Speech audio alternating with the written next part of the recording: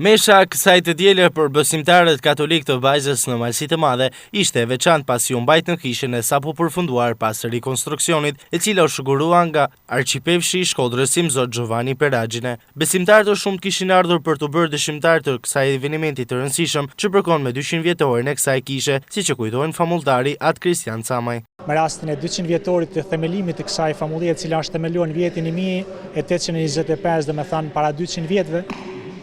Në këtë rast kena bërë renovimin e kishës tonë me donatorët provincën franceskane tonë në shqiptare edhe diasporën Kanada, Detroit dhe New York.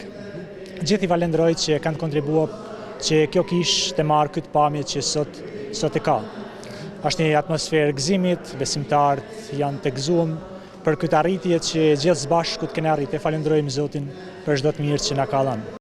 Mesha u celebrua nga Zot Peragjine, i cili pasi falenderoi të gjithë ata që kontribuan për rekonstruksionin e kishës, u ndal tek misteri i Krishtlindjes. Zoti është një hy që afrohet, që pranon të banojë në breshtsinë e mishit dhe në realitetin konkret të jetës njerëzore. Ky është misteri i Krishtlindjes që po kremtojmë. Nuk është një hy i largët që qëndron largë, por një hy që bëhet i pranishëm, një prani që dëshiron të ndajë përditshmërinë tonë, në përditshmërinë tonë.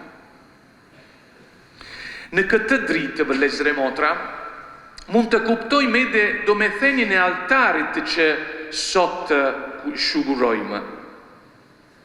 Ashtu si biri i hyt të zgjodhi një krahëror të përullur për të bërë mish, ashtu sot zgjedh një shenjë të thjeshtë, një tryez guri për të qëndruar në mesin tonë. Ndër kontribuesit kryesor të mbledhjes së fondeve për rikonstruksionin e kësaj kishe ishte dhe shoqata Kastrati në Shtetet e Bashkuara të Amerikës. Ka një angazhim madhor i gjithë komunitetit Kastratës në Amerikë, kjo në Michigan, në New York, në Boston, në Toronto dhe në shtete tjera. Kanë qenë rreth 300 donatorë, dhe shumë ka qenë mbi 200.000 dollar.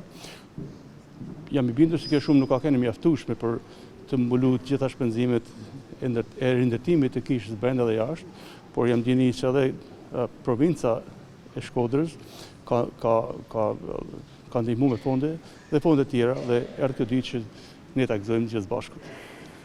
Përfundimi i kishës së rikonstruktuar të Vajzës krahas shëgurimit dhe meshës u shoqëruan dhe me aktivitete të tjera, duke e kthyer këtë në ditë feste për të gjithë banorët e zonës.